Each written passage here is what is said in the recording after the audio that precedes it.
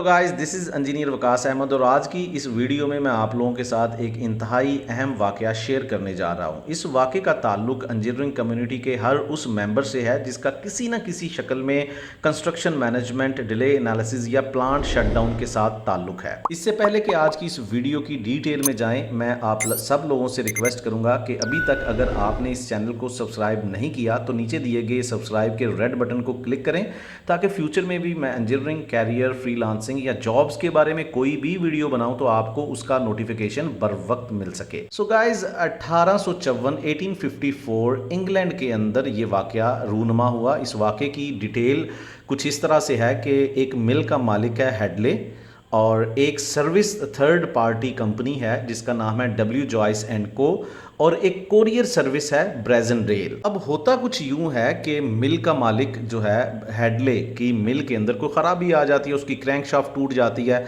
अब उसकी प्रोडक्ट बनना बंद हो गई तो उसने अपनी third party W Joyce and को रिक्वेस्ट की कि मुझे जल्द अज जल्द इसका एक रिप्लेसमेंट दिया जाए क्रैंकशाफ्ट का। डब्ल्यू जॉयस एंड को जो कि दूसरे सिटी में वाक़या थी, उसने कहा कि हमें पुराने वाला शाफ्ट भी चाहिए ताकि हम उसके डायमेंशंस को मद्देनज़र रख के नया शाफ्ट जो है वो तैयार करें ताकि आपके मिल के अंदर जो भी इक्विपमेंट है उसके साथ वो मिसफिट ना हो। सो हेडले ने ब्रेजनडेल के साथ रब्ता किया और कहा कि ये मेरी क्रैंकशाफ्ट है, ये आप दूसरे सिटी डब्ल्यू जॉयस एंड को की जो कंपनी है वहाँ तक इसको पहुँचा दें।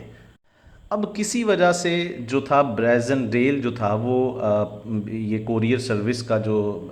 किरदार अदा कर रहा था, वो किसी वजह से इस क्रैंकशाफ्ट को टाइम पे हेडले को वापस डिलीवर नहीं कर पाया और वो हेडले का जो मिल थी वो काफ़ी दिन बंद रही जिसकी वजह से उसको काफ़ी ज़्यादा लॉस हुआ और उसने सोचा हेडले ने कि मेरे इस सारे नुकसान का ज़िम्मेदार ब्रेजनडेल है जिसको मैंने क्रैंकशाफ्ट दे के भेजा था और उसने टाइम पे मुझे क्रैंकशाफ्ट डिलीवर नहीं की जिसकी वजह से मेरी मिल बंद रही और मुझे नुकसान उठाना पड़ा। अब हेडले जो है वो कोर्ट में चला गया, उसने केस कर दिया, उसने ब्रेजनडेल के ऊपर केस किया जी कि इसने मुझे लेट डिलीवरी किया जिसकी वजह से मुझे ये नुकसान उठाना पड़ा। अब कोर्ट ने भी अपना फैसला सुना दिया और 25 पाउंड के डैमेजेस जो हैं वो ब्रेजनडेल को पड़ गए। ब्रेजनडेल ने दोबारा अपील की, कहा भाईजान मुझे तो हेडले ने बताया ही नहीं था कि कितने दिन के अंदर इसको डिलीवर करना है, तो मुझे कैसे आप इस चीज़ का जिम्मेदार ठहरा सकते। और जब ये बात और ज़्यादा कवानीन के माहिर लोगों की नज़र में आई तो उन्होंने कहा बिल्कुल ये जो डैमेजेस हुए हैं हेडले के, इनकी लायबिलिटी उसी वक्त ब्रेजनडेल के ऊपर आ सकती है जब कोई चीज़